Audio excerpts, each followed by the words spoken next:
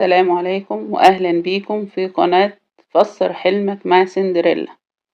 ازيكم يا حبايبي، عاملين ايه؟ يا رب تكونوا بخير وصحة وسلامة وراحة بال. رؤية من التعليقات. أم إسلام بتقول الشبكة في الحلم ايه؟ وبتقول شبكة دهب جميلة، وبتقول الشبكة كانت جميلة جدا جدا. أم إسلام ما قالتش الحالة الاجتماعية وما ذكرتش أي حاجة، لكن أنا هقول لها الرموز بتاعت الشبكة.